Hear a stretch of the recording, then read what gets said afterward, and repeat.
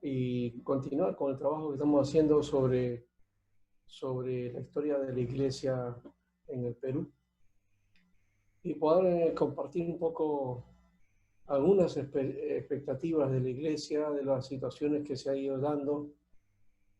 Y nos toca en estos días también hablar acerca de las denominaciones.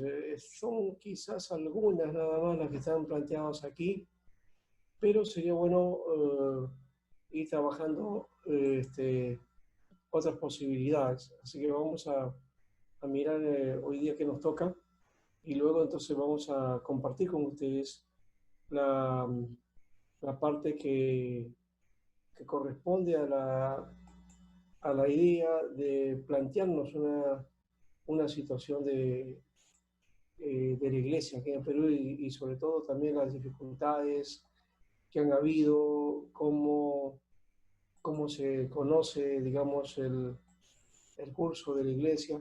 Hemos visto cómo empezó y cuándo ha estado haciéndose la tarea de trabajo y qué consecuencias ha tenido. En medio de eso también explicar algunos aspectos de divisiones, ¿no? Y algunas situaciones que sí se han dado en la iglesia que no es muy de gusto y que generalmente no se quiere compartir, pero que ha habido entre nosotros. Y es necesario apuntar hacia trabajar en conjunto y poder limar a esas asperezas que han habido o fricciones que en algún momento se han dado dentro de la iglesia. Así que ese es el otro lado que debemos plantearnos aquí y vamos a ver de qué manera entonces lo realizamos. ¿Ya? Espero que hayan pasado un buen tiempo este fin de semana, cada uno haciendo su tarea y también trabajando eh, por internet, porque ahora es el trabajo por ese lado, ¿no? Y mirar ahí algunas cuestiones que nosotros debemos ir dándonos desde la perspectiva de que tenemos que plantearnos eh, una nueva propuesta, una nueva forma de poder hacer misión, de hacer la tarea, de trabajar todo el aspecto que corresponde a la iglesia del Señor en este tiempo, ¿no? Un tiempo difícil que nos ha tocado vivir con mayor fuerza, algo que nunca ha estado en la mente posiblemente de nosotros, ni de la iglesia tampoco, ¿no? Todo lo que ha habido en este tiempo ha sido bastante, bastante especial, en alguna manera. Bueno, cada tiempo, cada situación tiene su momento y hay que saber cómo enfrentarlo. Quizás para algunos este es el conflicto más grande que ha habido, pero en otras ocasiones también ha habido conflictos y situaciones que la iglesia ha tenido que atravesar y ha tenido que responder. Y creo que ha respondido en su momento y la historia nos ha mostrado ese aspecto, ¿no? En todo caso, vamos a mirar ya para ir avanzando entonces nuestro trabajo. Vamos a ir compartiendo un poco algunos de los aspectos que nos toca hoy día. A ver, nos habíamos quedado nosotros, creo, hablando de la iglesia presbiteriana y de Macay, ¿no? Hoy día tenemos que mirar, entonces, sí, habíamos estado hablando de finales de la iglesia presbiteriana y vamos a mirar un poco hoy día en lo que nos corresponde a la otra iglesia, que es la iglesia cristiana misionera. Es otra iglesia que también es una de las que ha sido bastante importante dentro del trabajo de misión. Okay. Bueno, está entonces José ya entrando y vamos a compartir aquí inmediatamente este aspecto. Bueno, estamos ahí tratando de recuperarnos con nuestra maquinita y aquí está. Ahora creo que ya no hay esa falla que tenía anterior con unas rayas naranjas. Buenas noches, José. Bueno, entonces aquí habíamos hablado Buenas noches, profesor. de las iglesias presbiterianas en el Perú y cómo se habían formado. Por lo menos hasta ahora tenemos unas 3 movimientos, ¿no? Lo que se llama la IPNP, la IPP y la IEPRP, así se lo conoce, ¿no? Son 3 movimientos de origen presbiteriano calvinista. Unos están en Cajamarca, otros están en Ayacucho, ¿no? Y algunos en Lima.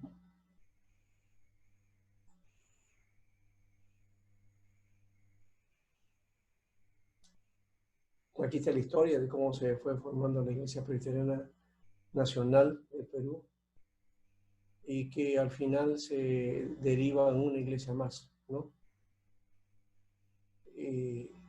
Esa fusión de la Iglesia Evangélica Presbiteriana del Perú con la Iglesia Presbiteriana Nacional de Perú, ¿ya? Y se forma la Iglesia Evangélica Presbiteriana y Reformada en el Perú, ¿ya? Y luego entonces quedan 3. La Iglesia Presbiteriana Nacional de Perú continúa de Ayacucho, esa es la que estábamos mencionando. Y aquí está la fórmula. Y después hemos contado ya la historia propia de la iglesia, cómo se va formando la IP Cristo P, que es la otra iglesia presbiteriana, ¿no? La IEPP entonces está en Cajamarca, ¿no? Aquí está un poco de resumen de lo que habíamos hablado de las iglesias, ¿no? Y cómo Pastor Juan estuvo trabajando con estas iglesias presbiterianas aquí ya formadas, pero que poco a poco van al final ya del siglo pasado, entonces cambia la figura y entonces la misión coreana con los misioneros trata de desarrollar un ministerio, ¿no? Aparte, ¿no?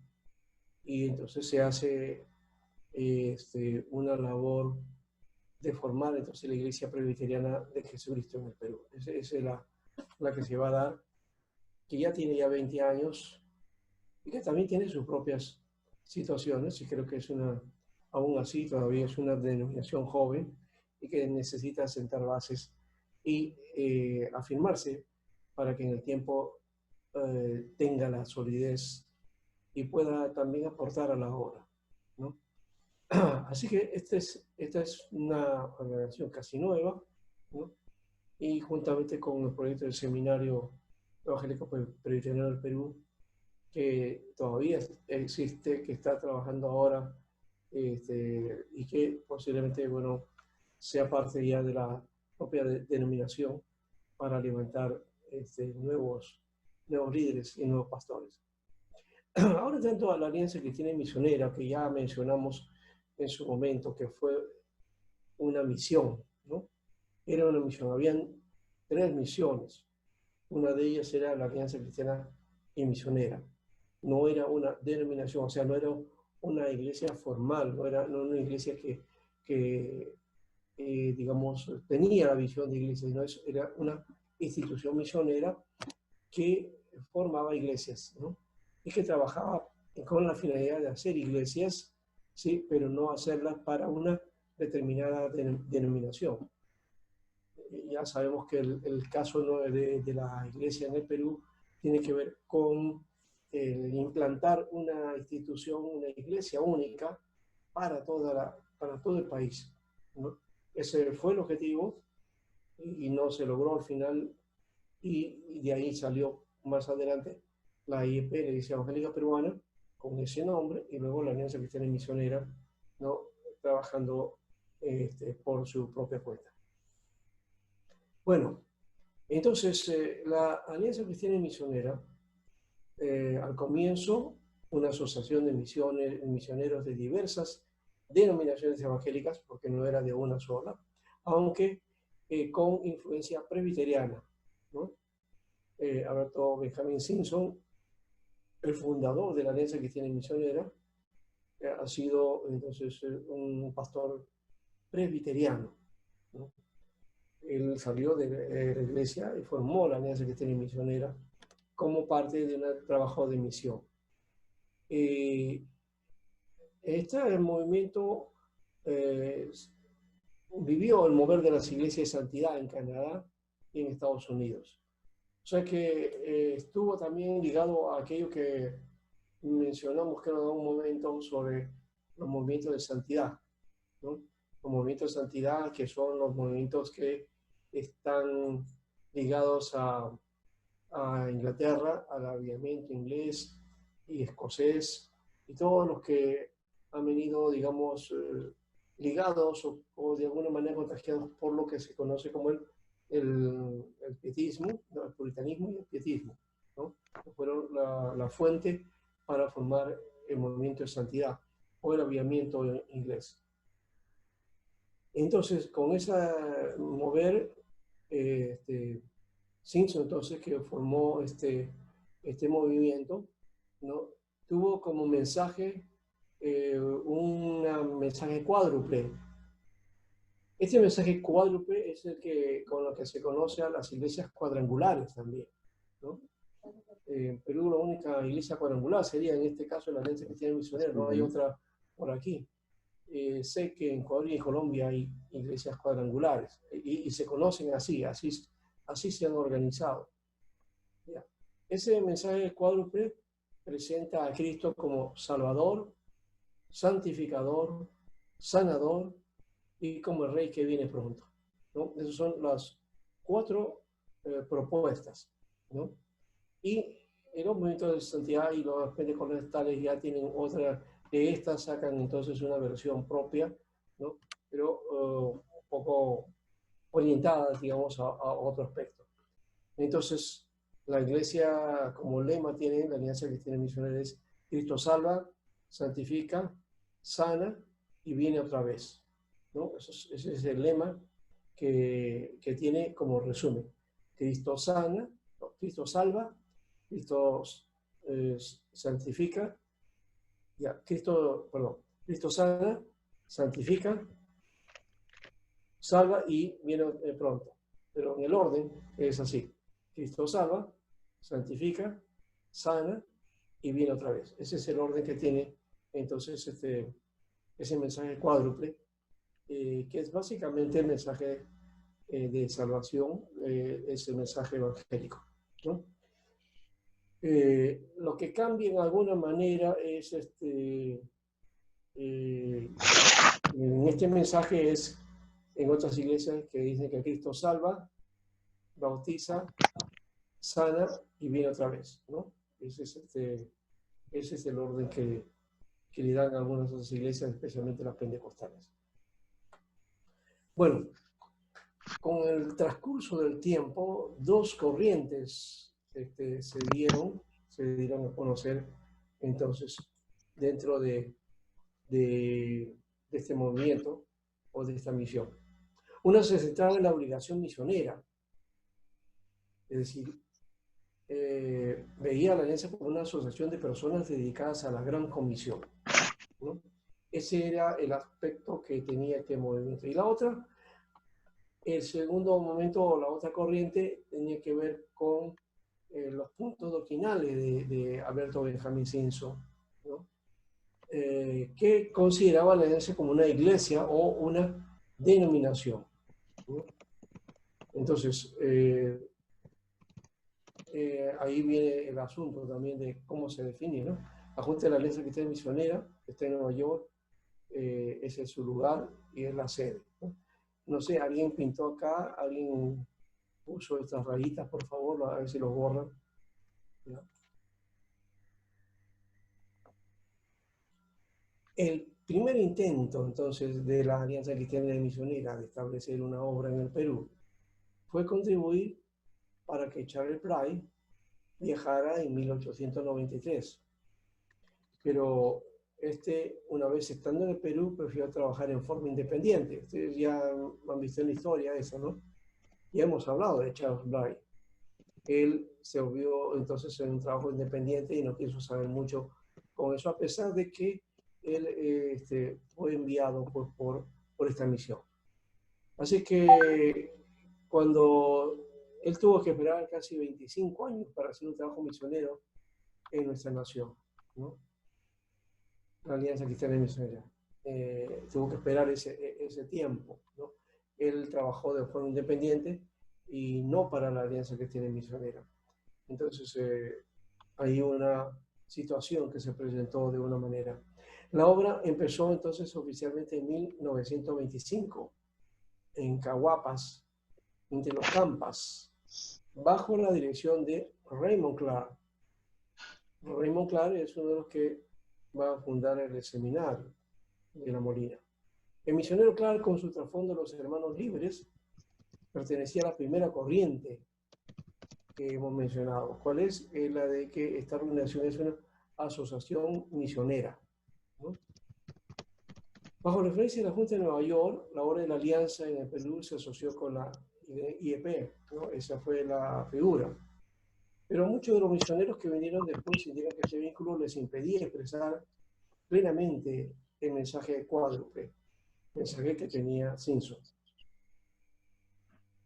Más adelante, cuando la alianza todavía actuaba como una alianza de misioneros de diversas denominaciones y no como una denominación independiente, se llegó a un acuerdo en 1928 entre Juan Rich de la IEP y los personeros de la alianza para que ésta desarrollara su obra en todo el departamento de Huánuco y parte del departamento de Lima, con el entendido que ayudara a formar en esta área iglesias vinculadas con la Iglesia Evangélica Peruana, ¿no?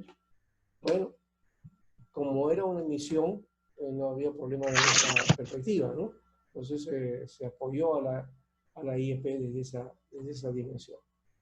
Ahora, pero después de que Rich dejara el Perú en 1929, la Alianza, ¿no? La misión Alianza y la EUSA, que era la misión sudamericana, ¿no? Decidieron colaborar más estrechamente con la IEP. Y un resultado de esta cooperación fue la fundación del Instituto Bíblico Peruano con Raymond Clark como director, ¿no? Este Instituto Bíblico Peruano es el recordado nombre que tenía y que, digamos, desarrolló lo que luego se llamaría Seminario Bíblico o Seminario Evangélico de La Molina, ¿no? Que es el nombre que actualmente ostenta, ¿no? Y que, bueno, tiene el nombre de universidad ahora con algunas dificultades o como ya está dejando ese nivel, pero se llama Seminario Evangélico de La Molina. Bueno, entonces hasta ahí tenemos un poco el panorama de la iglesia que se fue dando poco a poco, pero esta no era una denominación, era una misión. Entonces, recuerden, la Alianza Cristiana y Misionera, entonces fue una asociación misionera que vino al Perú para trabajar con las iglesias en el Perú, unido a la USA y a la otra misión para apoyar el trabajo de la Iglesia Evangélica Peruana, ¿no? Entonces, ese fue el inicio, creo que ya lo mencionamos anteriormente, y hay que remarcar ese aspecto también porque así fue la historia, ¿no? Ahora, con el transcurso del tiempo, más o menos por 1940, la Alianza Cristiana y Misionera ya demostraba sus intenciones de separarse de las otras empresas misioneras y constituirse en una denominación independiente. Así que entre los años 43 y 48, el número de miembros de las iglesias en las regiones encargadas a la alianza bajó casi en un 30%, ¿no? Esto debido a la falta de un ministerio nacional ordenado, ¿no? No había ministros ordenados y había una necesidad. Entonces, esto hizo que la obra bajara en ese porcentaje. Por otro lado, la USA y la IEP no veían importante la ordenación de pastores, ¿no? Eh, y esto también es otro problema que creo que desde el comienzo se fue dando, de cómo formar, cómo ordenar, cómo hacer que surjan nuevos líderes para la demanda de la iglesia, ¿no? ¿Y por qué no los querían ordenar? Bueno, es que las iglesias locales mostraban poca actividad evangelística. Entonces, al no ver mucha gente con disposición para el ministerio, porque justamente la iglesia no estaba haciendo actividad evangelística y no estaba, digamos, vocacionado para realizar la tarea de misión, de evangelización, no motivaba en ese aspecto, entonces la vocación, el llamado, no se hacía sentir. Muchos de los misioneros de la Alianza sentían que la organización era demasiado pesada y que los cuerpos superiores de la IEP absorbían tiempo y esfuerzo que debían dedicar a la evangelización.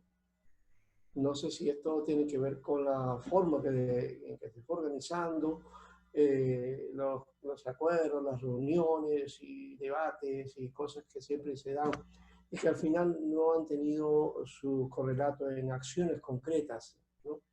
Eso no permitió un esfuerzo digamos, del compartir, de poder facilitar a estos misioneros la labor para hacer la evangelización. Entonces, aquí sí hubo una situación que complicó ese aspecto y el crecimiento también de la iglesia.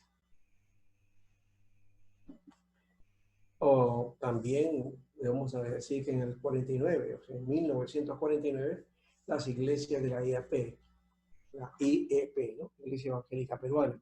Hay que tomarlo muy en cuenta porque hoy día esa sigla en el Perú se le ha dado con los planes de educación, todo el proyecto educativo nuevo que hay desde 2004 en el Perú, se conoce ahora a las instituciones educativas, ya no se les llama colegios como antes, y a los grandes colegios que se llamaban Gran Unidad Escolar. Ya no existe esa nomenclatura.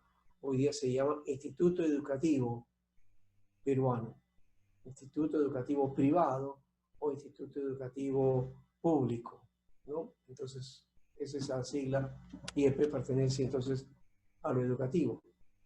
Pero antes de esa propuesta y ese plan de reforma educativa, la IEP ya tenía esta sigla. No sé si la IEP debería reclamar en todo caso, ¿no? Bueno, es simplemente una cuestión ahí. Entonces, para nosotros, IEP es Iglesia Evangélica Peruana, ¿no? Y las iglesias de la IEP en las regiones de la Alianza Cristiana y Misionera y de la EUSA empezaron a crecer a pesar de las dificultades que atravesaba el acuerdo misionero de estas organizaciones, ¿no? Entonces, a pesar de todo, a pesar de que no había mucho esfuerzo evangelístico o no se promovía eso, la iglesia comenzó a crecer, la IEP, ¿no? En las regiones donde estaba la alianza y la EUSA. La EUSA tenía su región y ellos eran los que organizaban el desarrollo de las iglesias en esos lugares, en su lugar de influencia, en el sur, ¿no? Y por eso que la IEP tiene muchas iglesias en el sur y también tiene iglesias en la parte de Huánuco, Pausapampa, Selva Central, toda esa parte, y hasta la selva también, Pucallpa, Iquitos. Muy bien, entonces la alianza quería establecer un instituto bíblico independiente. Esto se hace realidad cuando trabajan solos y forman el Instituto Bíblico Alianza. Este instituto se conoció como el ITA, y quedaba en Huánuco, ¿no? Ahí formó un instituto bíblico que ya en este tiempo dejó de existir. Ya no existe ese instituto. Yo lo llegué a conocer, recuerdo, por la década de los 70, un viaje que hicimos cuando estábamos jóvenes, 75, 76, 77 por ahí, viajamos para una reunión, que no me acuerdo si era juvenil, pero creo que era por ahí, viajamos y llegamos al Instituto Bíblico de la Alianza, al ITA, y ahí nos acomodaron, ¿no? Estuvimos instalados ahí mientras se hacían las sesiones, ¿no? Ahora, también hubo pues entonces en medio de todo esto una postura radical en cuanto a los cambios que les conformarían a fin de seguir unidos la IEP y la EUSA, ¿no? Y fue un largo periodo, ¿no? Un proceso para salvar la situación. La ruptura final se dio en 1954. Tras el cisma de la Alianza Cristiana y Misionera, pasó un largo periodo de debilitamiento de la obra, pero se fue recuperando gradualmente. En total, la Alianza Cristiana y Misionera perdió más del 35% de sus miembros en el Perú, pero las iglesias de la región de Huánuco se quedaron con ellas, ¿no? Por eso que la iglesia que está, es una de las más antiguas que tiene en Huánuco, es la de la Alianza en el centro, y también está lo que se conoce como el Instituto Bíblico. Creo que el local todavía existe, pero ya no existe el instituto, ¿no? Este cisma asestó un duro golpe a la obra de la Alianza Cristiana y Misionera en el Perú, ¿no? Pero al mismo tiempo ofreció más ventajas y puso fin a la incertidumbre de los misioneros y los motivó a trabajar más que nunca. Para demostrar que tenían razón, se solucionó el problema de la autoridad y las iglesias con sentimientos nacionalistas se quedaron con la IEP y las que se afiliaron a la Alianza Cristiana y Misionera aceptaron el dominio de los misioneros. Y por último, los ofrendantes en las denominaciones de los Estados Unidos estaban dispuestos a dar más dinero para una obra que consideraban como suya, ¿no? Esto ocurrió en tiempos en que los peruanos se interesaban en el mensaje protestante y casi todas las denominaciones estaban prosperando, ¿no? Claro, no en el nivel que tenemos ahora o que explotó más o menos por los años 80, ¿no? Pero ya estaban creciendo. Los misioneros te veían también, venían hablando el idioma, listos para comenzar la obra, y un número creciente de graduados del Instituto Bíblico de Huánuco que estaban disponibles para la obra. Eso es lo que permitió también, de alguna manera, el desarrollo de esta denominación. Pero por otro lado, no solamente fue eso, sino que hubo un momento especial, y eso ya empieza por los años 70, ¿no? Un trabajo que va a ser el verdadero impulsador del crecimiento de esta obra y que relativamente es una iglesia, para muchos es una iglesia pequeña en realidad, no es una iglesia grande. Lo que pasa es que la Alianza Cristiana Misionera, después de todo ese impulso de la década del 70, pudo alcanzar y desarrollar con iglesias grandes en la zona de la ciudad, especialmente Lima. Y creo que fue una de las primeras iglesias más grandes que desarrolló en el Perú, ¿no? Hasta ese momento, las iglesias más grandes evangélicas eran de 100 personas, 80 personas. Eso era bastante, pero tener una iglesia de 1000, 1500, eso nunca se había soñado, nunca se pensó en medio de una sociedad pues muy tradicionalista, ¿no? Y muy pegada a lo religioso, a la tradición religiosa. Entonces eso era muy difícil de poder pensar. Bueno, las cosas fueron cambiando y hay otros aspectos, no solamente desde esa perspectiva de la evangelización, sino también el aspecto religioso, político y social. Y otro lado que también ayudó en parte y que hay un autor que menciona este aspecto, que es eh, este señor que está por acá, lo tengo por aquí, es no, es Manuel Marzal. Hay otro que, bueno, Manuel Marzal que explica este aspecto también, pero hay otro que lo menciona, ¿no? Los caminos religiosos de los inmigrantes en el Perú, en la Gran Lima, ¿no? está hablando de la migración de provincia que se dio a partir de los años 40, pero se incentificó en los años 70, ¿no? Eso también un cambio, un panorama de la sociedad, y en Lima cambió también el rostro, y eso hizo que también pegara estos aspectos también de la evangelización a estos nuevos personajes que se incluían a la ciudad, ¿no? Bueno, con estos factores el equipo para la evangelización se había agrandado y las oportunidades para la evangelización habían aumentado, ¿no? Estos misioneros de verdad eran muy dados a evangelizar.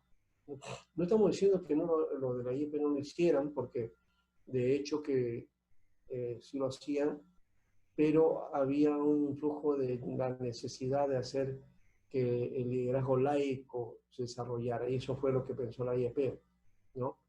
Los misioneros querían preparar líderes y pastores ordenados, pero siempre con la dirección de ellos, ¿no? Y con el envío de la economía de fuera para apoyar la obra. Esto parece que la IEP no gustó mucho, por eso que hubo esos roces, esas dificultades. Pero por lo menos cada uno fue para un lado, y la obra de la IEP creció a su modo en la provincia, y la alianza quedó mermada, pequeña, y que poco a poco esperando a dónde poder impulsar el espacio para el desarrollo, ¿no? Bueno, en ese contexto también no podemos pensar en una iglesia inmensa, grande, no se podía hablar de eso en los años 40, en los años 50, era imposible pensar, era inimaginable creer que la iglesia evangélica iba a ser o iba a tener alguna influencia dentro de la sociedad, ¿no? Hoy, según alguna estadística, dice que tenemos 12%, algunos dicen 14%, otros dicen hasta 20%. Bueno, y hasta algunos ya muy victoriosos y muy optimistas dicen hasta 25%, pero no creo que sea mucho. El promedio debe ser entre 10 y 12% real que tenemos dentro de la sociedad. Pero aún así es un número más o menos grande, y que no en estos últimos años no hemos crecido en la medida que deberíamos crecer, porque deberíamos haber duplicado ese número ya. Pero ha habido una situación, y ya el comercio hace un par de años sacó este análisis del crecimiento de las iglesias, y dijo que la iglesia ya llegó a su techo, ¿no? Y que más bien iba a ir decreciendo. Entonces, esa es una mirada que hizo el comercio acerca de la iglesia evangélica en el Perú, ¿no? Bueno, pero eso lo vamos a analizar en su momento también. Creo que ese artículo es bueno para compartirlo y poder ver también ese aspecto del crecimiento. Sigamos entonces en este aspecto, o si alguna cosa quisieran ustedes añadir, o alguna pregunta con respecto a esto, ya que hemos entrado a una etapa diferente. La IEP es la que, digamos así, fue el esfuerzo del misionero, fue el esfuerzo de hacer una iglesia única, ¿ya? Y miren que lo que pasó después, ¿no? En medio de eso, una misión eh, que hizo su labor, pero que no tenía una organización propia, al final se hace a sí misma una organización, y va a empezar su labor, ¿no? Poco a poco, y ya con lo que quería ir aumentando y desarrollando, ¿no? No sé si alguno quiera hablar en esta parte, si no, seguimos. A ver.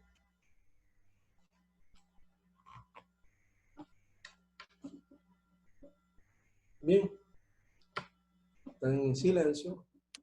Seguimos entonces.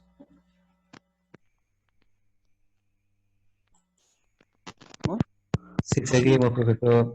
Ya, entonces no hay ninguna cosa acá, está claro hasta ahora el asunto, ¿no?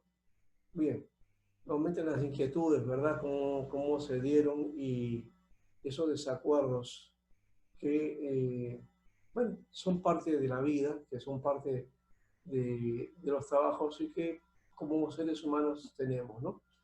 Pablo y Bernabé tuvieron sus conflictos, ¿no?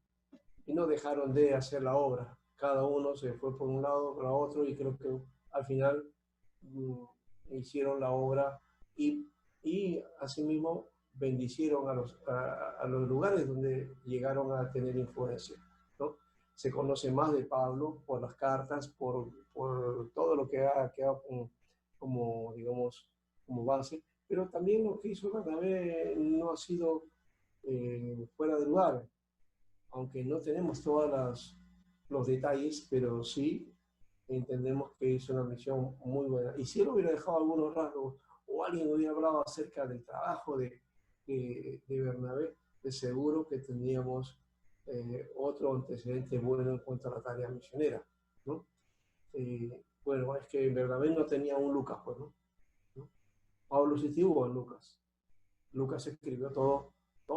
A él se debe el historial de Pablo. Sería conocido, ¿no? En fin, ese es otro detalle que hay que tomar en cuenta desde la perspectiva de la Biblia. Pero sigamos entonces aquí.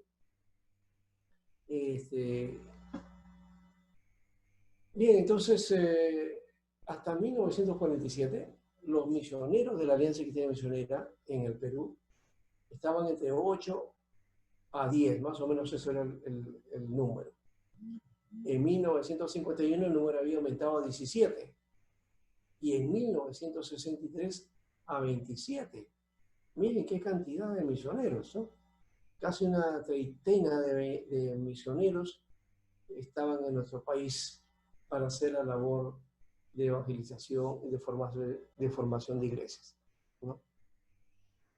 Ahora, pero no solamente eso, también era para el desarrollo de liderazgo, formación de capacitación, enseñanza bíblica y todo eso. Por eso es que en 1957 se mantenía 55 obreros nacionales. Ya tenía, entonces, en el 57 una buena cantidad. Y esto está en el interior, porque no estamos hablando de Lima, estamos hablando del interior. El número de centros de predicación aumentó de 46 en 1954 a 75, ¿ya? Entre el 55 y el 56. O sea que casi, no diríamos que fue el doble, pero más o menos un poquito así. De eso, unas 3/4 partes del número que tenían en el año 54 al 56 ya se había llevado a esa cantidad. Estos centros de predicación luego se organizaron como iglesias. Así que, ¿cómo iniciaron ellos? Como centros de predicación, así se conocían, centros de predicación. Ahora, esto está en el interior del país. La Alianza Cristiana Misionera y la IEP se desarrollaron en el interior, ¿no? Y creo que también sucedió con las otras denominaciones así, porque la asamblea también se va a hacer lo mismo. Bueno, los bautistas tienen otra connotación, pero bueno, en todo caso, las iglesias de santidad también. En cuanto a Lima, en todo caso, en el año 55 un grupo de hermanos se reúnen para orar y estudiar la Biblia en casa de los misioneros Merle y Thelma Slater, ¿no? Merle Slater, misionero que es muy vocacionado y que apoyó esta tarea de oración y de estudio bíblico. Ese fue el origen de la primera iglesia de la Alianza Cristiana Misionera en Lima, en nuestra capital. Entonces empezó el año 55, ¿no? En el 57 se traslada al templo de la iglesia luterana de San Isidro, es decir, la iglesia luterana que hoy ahora está en San Isidro, está en pleno centro comercial de San Isidro, ¿no? Por Rivera Navarrete, por ahí está la iglesia. Es una transversal de la avenida Javier Parado, ¿no? Está ahí la iglesia bíblica de Manuel, bueno, cruzando, yéndose para la parte comercial, el centro comercial de San Isidro, a un costado, unas 2 cuadritas más, ahí está la iglesia luterana. Esa iglesia luterana entonces es la que es utilizada como templo para esta congregación que había nacido en el año 55. Es una pequeña congregación, ¿no? La iglesia entonces está ubicada en las Magnolias, ¿no? En las Magnolias, ¿no? Junto en Magnolia y Rivera Navarrete. Ahí, el 27 de abril de 1958, se funda oficialmente la primera Alianza Cristiana de Lima, con 25 miembros. Así que esta obra que se inició en el 2055, que se traslada o que alquila para hacer cultos en la iglesia luterana, recién se formaliza o se oficializa como iglesia en el año 58, ¿no? Con 25 miembros, ¿no? Esa fue la primera iglesia de la Alianza. Aquí hay un detalle de esta obra. Casi las iglesias presbiterianas y bautistas tienen la costumbre de poner a la primera obra, le ponen primera, ¿no? Esta primera iglesia de la Alianza es solamente para nombrar, porque es la primera iglesia, pero no se conoce así, ¿no? La iglesia no tiene una primera iglesia de Alianza Cristiana Misionera, ¿no? Simplemente es iglesia Alianza Cristiana Misionera. Y esta iglesia que se formó en San Isidro, luego va a ser la iglesia del INSE. Actualmente es la Alianza Cristiana Misionera del INSE. Ese es el origen de esa iglesia, estamos hablando de ese aspecto. Antes de eso, estos hermanos que formaron esta iglesia, que formaron este movimiento, eran gente de mucha oración, de mucho estudio bíblico y con una tarea y deseo de compartir el Evangelio. Este misionero con su esposa eterna, o sea, los Slater, apoyaron este trabajo. Ahora, pero en 1960 hubo otro misionero que va a ser la clave para lo que va a suceder más adelante. Este misionero se llamaba Ken Opperman. Kenny Opperman. Ese misionero Opperman dice en algunos, y esto está dentro de lo que se conoce como la historia, ¿no? La historia que la alianza cuente, que ha acuñado mucho, que él oraba en las calles, oraba por una iglesia grande, ¿no? Arrodillado. Esa es una de las historias que se cuentan acerca de esto. Y es que fue inspirado por una visión de evangelizar a la clase media de Lima, ¿ya? Y se ve desafiado a levantar una obra grande en base a esta iglesia que estaba ahí en el local de la iglesia luterana, ¿no?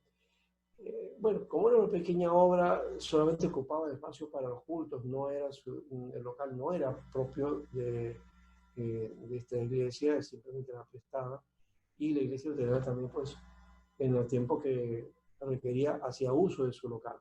Así que esta iglesia hacía, digamos, uso del local solamente en los tiempos que la iglesia luterana estaba cerrada.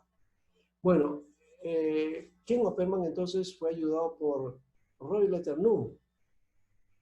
Y Roy Letternu fue un gran empresario, un hombre, digamos, de visión, y también entiendo que fue un hombre que hizo unos planos, unos grandes aparatos, equipos para la agricultura, especialmente en mecánica. Trabajó lo que se llaman los Caterpillar, ¿no? Bueno, él registró todo eso y se volvió multimillonario, ¿no?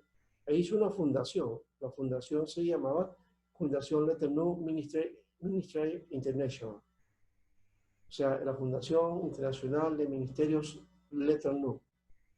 Fue una misión que trabajó para apoyar las obras de las iglesias.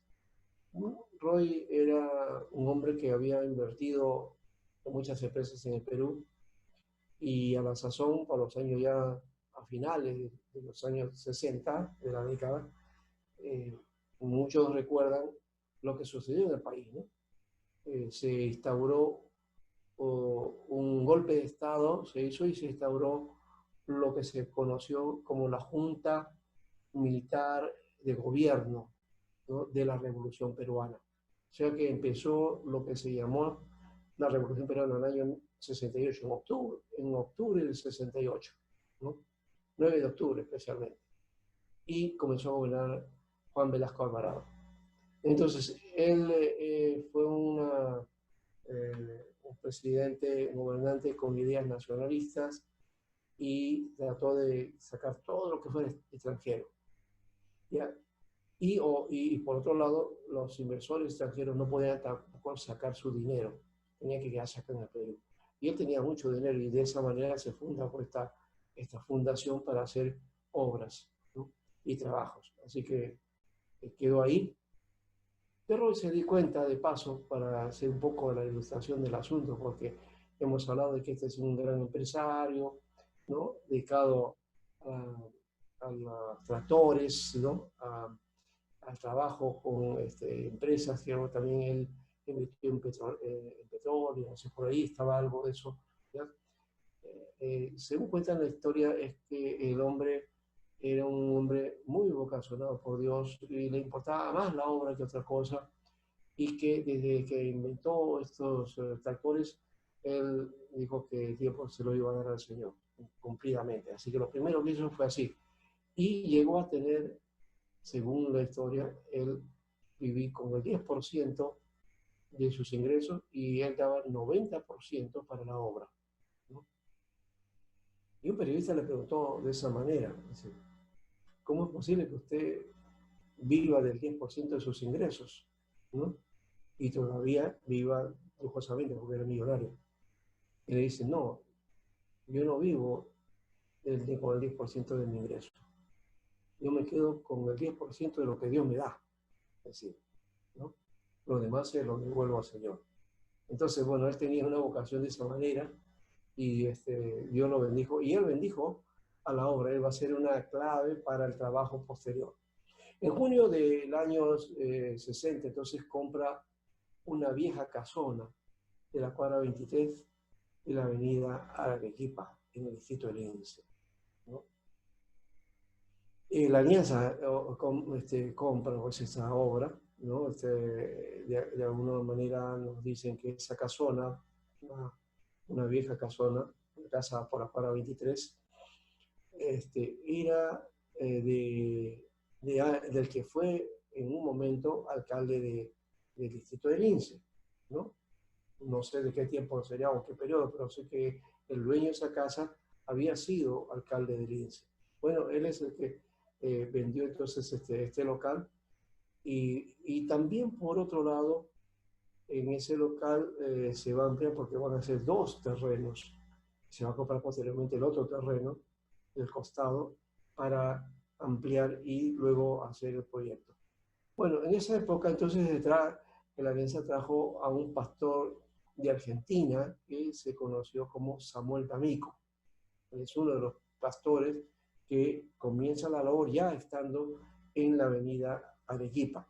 Así que esa pequeña obra que empezó más o menos con un grupo pequeñito y que se formó con 25 personas después, ya al tiempo tenía un local en la avenida Arequipa. Todavía era una casa muy reducida en el sentido de lo que tenemos hoy día, pero para el momento era suficiente, ¿no? Así que en el 18 de febrero de 1961, con la asistencia del alcalde de Lince, el presidente de la Alianza Cristiana Misionera, reverendo Nathan Bailey, y el nuevo pastor de la iglesia se celebraron un culto de dedicación del nuevo local, ¿no? Así que empezaron el año 61 en ese local. A partir de ese año, comenzaron a realizar 12 campañas, cada una de 15 días de duración, y como resultado de esto se ganó 70 personas para la iglesia, ¿no? Entonces ya de alguna manera hubo un poco el insumo de lo que va a ser más adelante el programa que va a normar la Alianza Cristiana Misionera para su crecimiento, ¿no? Bueno, entonces hasta ahí estamos todavía trabajando esta parte. Creo que faltan unos detalles más hasta eso. A fines de 1964, la Alianza Cristiana Misionera en Perú tenía un pastor chileno, ¿no? que se apellidaba Gatica. No recuerdo el nombre de él, pero bueno, el primer pastor fue argentino, digamos, de Amico, luego ahora pastor chileno, Gatica, que se encargó de esta obra. Y por otro lado había un pastor peruano coordenado que servía de coordinador nacional. Y 5 pastores fijos, todavía no ordenados, y 11 predicadores itinerantes. Mire, eso es lo que tenía la Alianza Cristiana y Misionera en el año 64, ¿no? Sí, ciertamente habíamos dicho que hasta más o menos en la obra más o menos hubo, a ver, por acá está el numerito que habíamos mencionado, de liderazgo que la Alianza tuvo en su momento, ya separados de la IEP. A ver, sí, acá está, en el 57 habían 55 obreros nacionales, ¿no? 55 obreros nacionales en el año 57. Pero cuando estamos aquí en el 64, a veces parece como que los números no casaron. No sé si es así, pero de todas maneras sería bueno trabajar ese aspecto, ¿no? Entonces, en el tiempo habían 5 pastores, hasta el 64, 5 pastores fijos, había no ordenados, había un coordinador nacional, aparte pastor extranjero y 11 predicadores itinerantes. O sea, tenían ahí unos 16, 17, 18 que hacían de ministros. En el anterior habíamos dicho que eran como 57 más o menos de liderazgo, que había llegado a tener 55 obreros nacionales. Obreros nada más, ¿eh? Ya. Bueno, esto puede ser posible que sea simplemente porque en la obra se iba trasladando y en algunas cosas no están contadas aquí los obreros, sino solamente predicadores itinerantes y los no ordenados, y bueno, no había más. En 1970, la membresía de la iglesia Lince supera las 100 personas. Ya para el 70 ya era una iglesia más o menos creciente. Uno podría decir, ya, era una iglesia grande. Para esa época, sí, era una iglesia grande. Pero en los misioneros Slater y Bowden, Tomás Bowden, apoyan las diferentes áreas de la iglesia, ¿no? Están en esta iglesia en Lince. Y acuerdan algo a partir del 71 y el 72 para realizar un esfuerzo unido de evangelización. Este esfuerzo unido comprometía a la iglesia, esta iglesia de Lince, y a la misión que representaban estos misioneros. Así que el misionero Tomás Bowden sugiere el nombre que le van a poner al programa. Ese programa evangelístico se va a llamar Lima al encuentro con Dios, ¿no? Con las siglas LEC.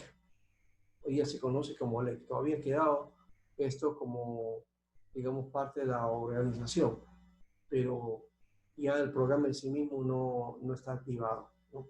En esta etapa ya se estaba forjando un movimiento que iba a ser de bendición a la denominación. Así que este programa finalmente se desarrolló como un movimiento, el movimiento Lima, el encuentro con Dios, ¿no? Este movimiento fue único, muy especial, y creo que no ha sido repetido, no sé, ni en ninguna otra ciudad ni en ningún otro país. Un movimiento especial que se dio en nuestro país y que lo hizo la Alianza Cristiana y Misionera, ¿no? Y hubieron varios factores ahí. Ya hemos hablado de Robert Letternu, el otro es Tomás Bowden, ¿no? Y más adelante va a ser Eugenio Kelly y también Ken Opperman, ¿no? Del que hemos hablado. Entonces, estos hombres claves que Dios toca, ¿no? El corazón de estos hombres fueron Ken Opperman, Tomás Bowden, Eugenio Kelly y don Alfredo Smith, el pastor argentino, que es el que se trae de Argentina para Perú para hacerse cargo de este programa. y ellos estaban unidos pues a la Fundación Leternum.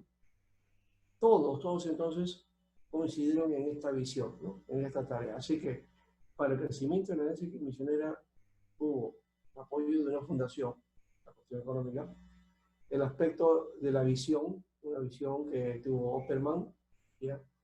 Y, y también Baude, y luego la operatividad de Kelly y el trabajo de Smith, que es el que, digamos, se incluye en esta tarea. Él es el obrero, básicamente, el que hace realidad el trabajo, es el que hace la parte de la operatividad, ¿no?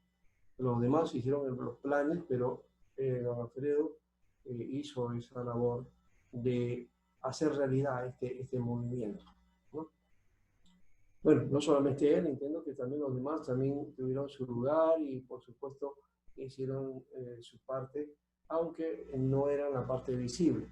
Estoy hablando de que don Alfredo fue, digamos, la cabeza visible del grupo, y algunos podían hasta pensar que don Alfredo Miguel es el que encabezaba todo. No, simplemente él era el pastor de la iglesia de Lince, ¿no? Uno más dentro del equipo, y él siempre lo ha dicho así.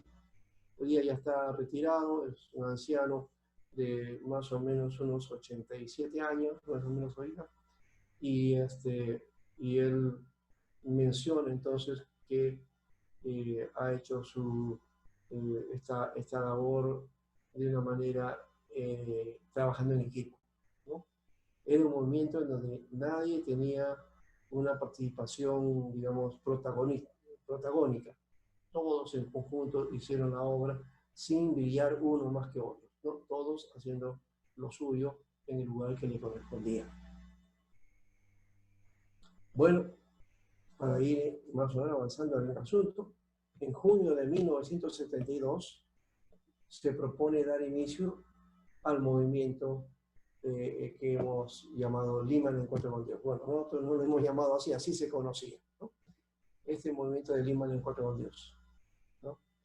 La edificación de un templo, se hace una edificación, ¿no? A partir de ese tiempo, un templo que era para 1000 personas en la cuadra 23 de la avenida Arequipa.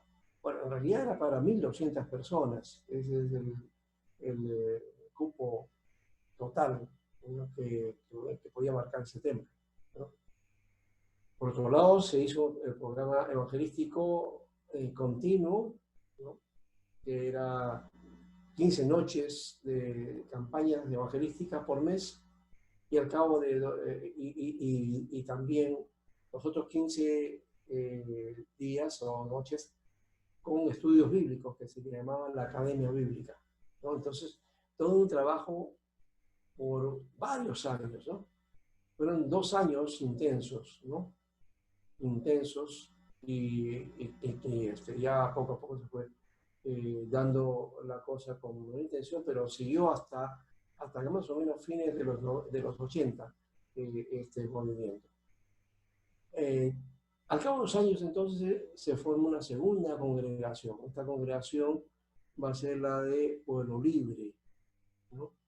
Y se edifica un gran templo que para la época era demasiado grande y que hoy día, bueno, es relativamente mediano, ¿no? Para la gran existencia que tiene, ¿no? Ahí se inicia un movimiento evangelístico nunca antes visto en Lima, ¿no? Entonces, con la iglesia de Lince y la iglesia de Pueblo Libre, que tenía capacidad para 1700 personas. Hasta ahora ese local existe, ¿no? No ha sido destruido. El local original de Lince sí ya no existe, hay otro local, y hoy día ese local eh, es para 3500 personas, ¿no? Bueno, es un inmenso local que lastimosamente en este tiempo no se puede utilizar, y que cuando venga el tiempo ya de volver a nuestras actividades, ¿ya? Y el tiempo de emergencia vaya pasando, poco a poco va a tener que integrarse, pero no van a poder utilizar toda su capacidad, ¿no? Entiendo que solamente se pueden reunir 50 personas mínimo, máximo en un local y con distanciamiento. Entonces ahí va a quedar más que vacío ese local, ¿no? Bueno, pero algún día esperemos que se, se pueda ocupar el espacio ya sin el peligro de esta pandemia, de este virus que todavía está en gran movimiento en nuestra nación. Ahora de paso dicen que ya está bajando un poco, pero no es muy visible el asunto, y que puede haber rebote también, bueno, ese es otro aspecto. Pero en fin, esperamos que esto que nos ha tocado, que ha sido difícil para los países latinoamericanos, ¿no? Mucho más difícil que los de Italia, o China, o España, entonces, o Estados Unidos.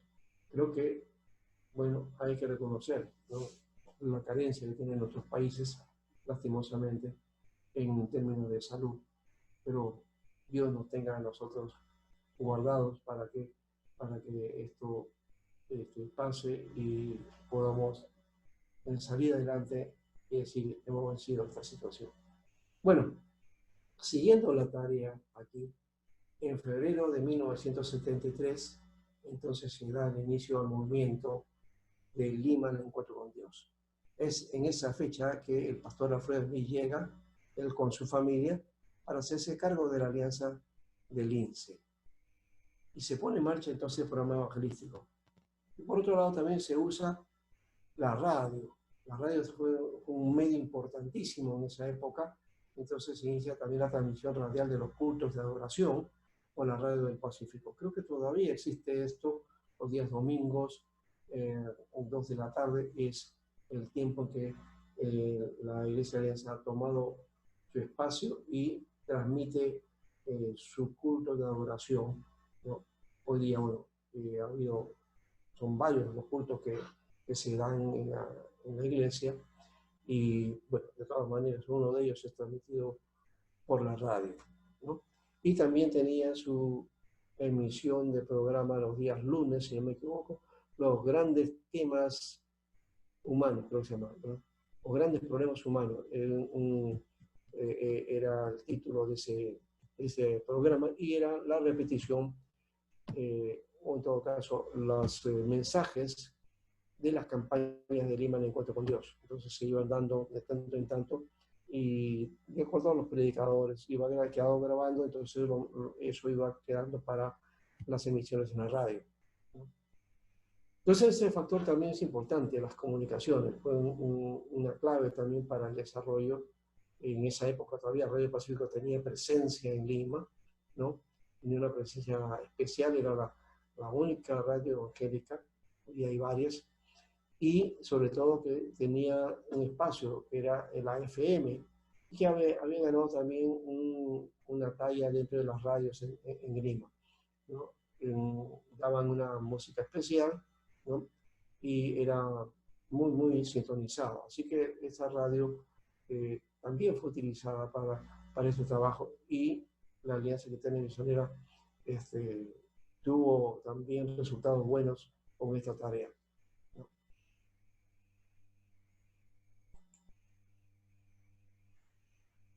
Aquí está el local original de la Alianza de la Avenida Arequipa. El primer invitado fue el evangelista Jorge Rolando Pichardo, de la República Dominicana. Un predicador bastante alto, de tez oscura, es un moreno, ya partió, era un hombre bastante alto y bastante circunspecto, muy poco hablaba, y hablaba bastante bajo también, de paso. No era un hombre muy expresivo, pero cuando él predicaba se transformaba de una manera muy especial, era un hombre muy utilizado por Dios. Bueno, en esa época, y quiero contarle un poco la anécdota que cuenta don Alfredo Smith con respecto a esa primera noche y a ese día de la evangelización. Ellos dicen que cuando iniciaron la campaña, trataron de contactarse con varios pastores y ministros conocidos. Bueno, no tuvo la oportunidad, y por ahí alguien recomendó a don Jorge Rolando Pichardo. Bueno, con ciertas dudas lo tomaron porque no lo conocían, nadie sabía quién era. Él llega, y cuando están en contacto se dan cuenta de eso, ¿no? De que él era un hombre muy tranquilo, callado, poco de hablar, poco comunicativo. Entonces dijeron, bueno, esto a ver si camina, decían, ¿no? A la par con esto habían invitado también a un grupo que va a acompañar al movimiento de Lima en Encuentro con Dios por un buen tiempo, un grupo musical llamado el Trío Mar del Plata, ¿ya? Y el Trío Mar del Plata se identificó con esta tarea, ¿ya? Y la alianza lo trajo muchas veces, fueron los caseritos de la alianza, no solamente del INSE, sino de Pueblo Libre, Miraflores, el RIMAC, ¿no? Eh, fueron muy utilizados y de hecho ellos bendijeron mucho a la congregación y a mucha gente que era tocada por la música, porque la música de Dios era muy inspiradora, ¿no? Entonces ellos estaban ahí y el pastor Jorge Rolando Pizarro. Entonces dice que en esa primera campaña, don Alfredo, preocupado por esto, él dice, esto va a ser un fracaso. Y no lo decía ahí calladito, estaba él. Entonces él dice que lo invitan a Rolando Pillado y él comienza a hablar y habla despacito. Casi quedo, sin que nadie le escuchara, ¿no? Y dice, hermanos, amigos, ¿cómo están? Doy gracias a Dios por la bendición. Así era la forma de hablar de él. Y don Alfredo, cuando lo escuchó, dice las primeras palabras, dice, él decía, trágame tierra, esto va a ser un fracaso, no va a funcionar. Pero, ¿saben qué? En medio de la predicación, cuando el hombre comenzaba a predicar, ¿ya? Cuando uno se daba cuenta, estaban predicando de una manera, con una unción tremenda, que todo el mundo escuchaba y estaba impactado, ¿no? Y la primera campaña que se hizo, hubo 178 decisiones de fe. 178 decisiones de fe, ¿no? De las cuales más de la mitad asistió a un curso de verdades básicas. O sea, quedaron más o menos unos 80, ¿no? Entonces, esta primera campaña fue una bendición al final. Y ese miedo de don Alfredo de mí, al final hizo que se escapara, se corriera y se diera cuenta de que el obrar de Dios es importante. No importa la actitud o la presencia de la persona o de un hombre, es cómo se deja guiar por el Señor. Y don Jorge Rolando Pichado era así. Claro, de hecho, a él lo invitaron muchas veces y quiero darle a conocer también de alguna manera una cosa personal. Yo me convertí en una predicación de este gran predicador Jorge Rolando Pichardo, ¿no? En una campaña al final, el domingo último del año 75, noviembre del 75, él predicando ahí en ese templo que está, ustedes ven ahí, en la mezanine, al final estaba ahí, y bajé y hice mi decisión, ¿no? Lo cuento así rápido, algunas veces lo he contado bastante, con bastante detalle de cómo fue el asunto, ¿no? Porque yo no sé cómo fue que yo estaba allá adelante y quería salir de la banca, pero no podía, ¿ya? Y cuando me doy cuenta estoy adelante, ¿no? Y ahí empezó toda esa tarea que viene hasta nuestros días, ¿no? Ya son cuántos años, ¿no? 1975, ¿no? O sea que me convertí en pleno Lima en Encuentro con Dios. Estaba ya dando resultados porque la iglesia estaba grande, ya había crecido bastante, en 2 años había crecido bastante.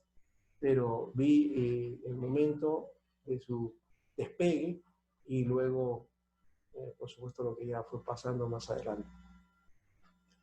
Entonces, Lince, esta iglesia, contaba con un edificio en cuyo salón de actos, en el sótano, se llevaba a cabo las reuniones y luego se pasó al templo definitivo. Este es el templo definitivo, este que está acá. Y aquí al costado está un edificio que abajo era una mezanine, un pequeño lugar que para esa época era bastante grande, ¿no? Para hacer las campañas. Entonces aquí empezó en ese sótano Lima en Encuentro con Dios. Luego se pasó a este lugar y ya las campañas comenzaron a hacerse ya más seguido en este lugar. Ahora, este local ya no existe, ya hay otro local y vamos a ver si tengo la foto por ahí, si no lo vemos en su momento también, ¿no? Así se inició entonces una serie de campañas y en un periodo de 15 meses se organizaron 15 campañas de 2 semanas con destacados evangelistas latinoamericanos, ¿no? Seguida de 2 semanas de clase de discipulado, 3 noches por semana, y ya para 1974 había 1.217 personas que habían aceptado al Señor, ¿no? Entonces, mira, para el año 74 ya tenía esa cantidad. En el 75, por supuesto, el número era mucho mayor, ¿no? En 1975 se compró una propiedad de 11.000 metros cuadrados en Pueblo Libre y en 1977 se decide construir un templo para 2.000 personas financiado por la Fundación Letranú. 18 meses después se estaba inaugurando el templo inaugurada de la Iglesia Cristiana Misionera, ¿no? La más grande de toda Latinoamérica. Bueno, para ese tiempo, ¿viste? Ahora ya, como digo, hay iglesias más grandes y localizadas. Este es el templo de Miraflores, ¿no? Para proveer los pastores, bueno, ahí creo que vamos a terminar, vamos a quedarnos un espacio porque todavía está, en parte está esta historia, ¿no? Que es la que esa conozco como más directamente porque he sido parte del movimiento, ¿no? Y cualquier pregunta que ustedes quieran hacer también me la pueden hacer porque conozco directamente el trabajo. Vi la iglesia de Pueblo Libre en sus comienzos y luego cómo se hizo local que ahora tiene. Luego formamos la Alianza de Miraflores también y conocí todo ese trabajo porque lo hicimos de cero. Y bueno, todo eso más o menos es el transcurso del trabajo que hicimos en ese momento, ¿no? ¿Alguna pregunta antes del descanso? Si desean hacerlo, a ver, creo que sería muy bueno compartir, ¿no? ¿Qué les ha parecido esta parte?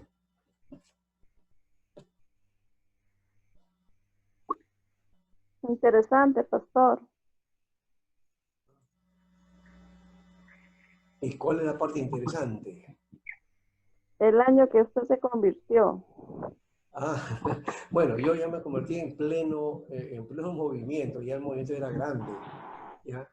Esto que ven ustedes aquí, locales, eh, la gente iban y venían, un local lleno completamente, que quedó chico al final, ¿no? Que cuando se inauguró todo el mundo criticaba, decía, ¿cómo es posible que hayan gastado tanto dinero para un local tan grande, siendo una iglesia de 80, 100 personas nada más? No van a, esa iglesia no va a crecer nunca. Y al final, miren, el local quedó chiquito, ¿no? Mire, ¿no? Uh-huh. Muy bien. Aquí dice Joel, José y el otro José. Y Carlos también, creo que no sé si está por ahí. Sí, pastor, quería preguntar algo. A ver. Si este tipo de movimiento o fenómeno, si queremos llamarlo así, se dio en otras iglesias, o es la iglesia Alianza pionera en cuanto a evangelismo de esta magnitud, ¿no? Ya. Esa es mi primera pregunta. Y la segunda pregunta es, ¿qué condiciones, o sea, usted vivía en esa época, ¿no? Favorecieron para que exista ese crecimiento que hubo en aquella época, ¿no? En la iglesia evangélica en general, Ya. tomando como ejemplo la iglesia Alianza. Perfecto. Este fenómeno fue único, como hemos mencionado, y fue la Iglesia Alianza Cristiana Misionera la pionera, de alguna manera. Lo curioso del caso es que el movimiento, el programa que se llamaba Lima, el encuentro con Dios, era eso, era para Lima, para la capital. En provincia sí hay iglesias, pero no se desarrolló en esa dimensión. Y por otro lado, la proyección era Perú, el encuentro con Dios, ¿no?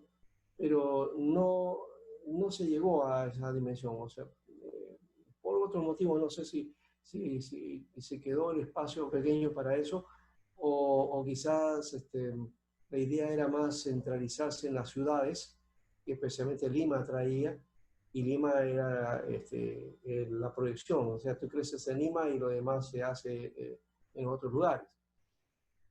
Ese era un factor, o sea, el ambiente, la situación de evangelización, el deseo de evangelizar, impulsado por lo que fue un resultado de la década de los 60, finales de los 60, que no hemos mencionado aquí. Es lo que se llamó el movimiento de evangelismo a fondo, un programa interdenominacional que se hizo por la década del 60, 66, 67, más o menos por ahí, no recuerdo, yo no tengo exactamente la fecha, pero sé que es casi a fines de los 60. Y este evangelismo a fondo participó Red Pacífico, participaron todas las iglesias evangélicas, trajeron a grandes predicadores, vino el hermano Pablo, vino Luis Palau, Billy Graham también estuvo ahí, y se hicieron reuniones en grandes lugares en la ciudad, la Plaza de Toros en Hacho fue una, no sé si la Plaza de Toros de Chacarrillos, que es en la Mauta, no recuerdo si por ahí también eso se utilizó, y algunos coliseos que habían en la ciudad, ¿no? Unas carpas. Entonces, fue ese motivar de evangelización que se impulsó por esa época, que parece que la alianza lo tomó como desafío, ¿no? Para más adelante. Entonces, creo que eso fue el contagio. Eso fue por un lado. Lo otro es lo que ya mencionamos de alguna manera que movió a la gente, aunque Lima el encuentro con Dios no apuntaba a eso, por si acaso, apuntaba más bien a gente de clase media. Hasta esa época la iglesia evangélica en el Perú no tenía un impacto frente a este grupo social. La mayoría de iglesias eran de condición pobre, de gente bastante económicamente limitada, ¿no? Y de poca educación. Entonces, ese era un factor, ¿no? Y el otro factor era de provincia. En cambio, la Alianza Cristiana Misionera sí apuntó a un medio que no había apuntado otras iglesias. Y lo logró. Logró ese aspecto. E hizo que la sociedad peruana, y algunos dicen, y creo que es una exageración, pero podría ser el caso, es decir, que medio Lima llegó a Lima en el encuentro con Dios, ¿no? Medio Lima de esa época ya pisó el templo de la Alianza Cristiana Misionera alguna vez, ¿no? Y esto porque sí se ganó mucha gente de clase media y también de clase alta, ¿cierto? Eso hizo que se posesionara la iglesia, por eso Pueblo Libre desarrolló por ahí, y luego se apuntó hacia Miraflores, que ya esta iglesia en alguna manera se ha elitizado también, ¿no? Es una iglesia de cierto nivel económico bastante alto, y también la de Monterrico, que está en La Molina, es una iglesia donde hay gente de condición alta, ¿no? De un nivel bastante alto. ¿Ya? No ha habido otras iglesias que han tenido esa influencia hasta ese momento, ¿no? Yo hablo hasta ese momento, hasta esa época de la historia. Más adelante vamos a encontrar ya que este trabajo, más bien, lo van a, digamos, como vemos, lo van a aprovechar otros movimientos, ¿ya? Y mucha gente que ha pasado por el encuentro con Dios pasó a ser parte de otros movimientos que se fundan por los años 80, ¿ya? Y que son más o menos, y ahí ya se impulsa todo ese crecer de las iglesias a gran masa, ¿no? ¿No? Hoy día hay iglesias de 4.000, 5.000, 6.000, 7.000 miembros, ¿no? Eso, y la iglesia también siguió su crecimiento en su momento, también es una iglesia más o menos respetable acá en Lima, pero hay otras que han crecido mucho más que la alianza, ¿no? Entonces, pero ha sido por este impulso del Lima en encuentro con Dios, ¿no? Entonces, me parece que ese es un dato. El otro dato también es, no sé si aquí también implica el asunto social. Eh, Mencioné algo, con los militares habían impedido que las empresas extranjeras extrajeran su dinero, sus ganancias para el exterior. Todo eso se quedaba acá en el Perú. Entonces, cuando se forma la fundación, el motivo de esa fundación fue apoyar iglesias evangélicas. Así que la cuestión económica también fue una estrategia del momento, o sea, se aprovechó. Y según algunos comentan en la historia, esto no es, no sé si sea cierto, porque es simplemente una cuestión de comentario, de que Roy Letanu estaba buscando una determinación para apoyar y para invertir, ¿no?, en formales locales. Y una de ellas dice que fue la Asamblea de Dios. Pero los pastores de la Asamblea de Dios no le dieron mucha digamos, atención a la fundación de Letanu, y entonces pues, se quedó ahí. Y él hace contacto con los misioneros de la Alianza, y aquí sí había un programa, entonces él dijo, bueno, los apoyo. Y ellos dijeron, bienvenido. Y así fue. Entonces esta iglesia de Lince se compra por dinero de la fundación, que de paso consistió en comprar en un local, y la iglesia asumía, digamos, una especie de deuda, porque no era una deuda exactamente, pero sí una deuda que se le llamó fondo rotativo. Se tenía que incluir una cantidad, porcentaje del ingreso de la iglesia a un fondo para apoyar a otras iglesias, ¿no? No sé si eso existe ahora, pero por lo menos ese fondo rotativo logró, en parte, construir otras iglesias, ¿no? Entonces la fundación ayudó en eso, la economía, los líderes, el programa, ¿ya? Y luego todo lo que vino después, ¿no?, que es los medios de comunicación, la literatura, ¿no?, la visión, de hecho fue importante también, y los hombres de Dios que fueron claves también para este trabajo, ¿no? Eso creo que por lo menos nos puede ayudar en parte para tener una visión que creo que con diferencias se puede dar, ¿no? Estos principios están ahí, yo creo que no son nada extraños, ¿ya? El asunto es que con diferentes estrategias o visiones eso se puede dar, y el crecimiento se va a realizar. Y luego las iglesias carismáticas nos van a dar ese otro lado. Pero bueno, esas iglesias ya tienen una proyección más del corte empresarial, ¿no? Ese es otro elemento. Bien, ¿algún otro que quiera compartir? Si no, vamos al descanso, ¿no? ¿Parece?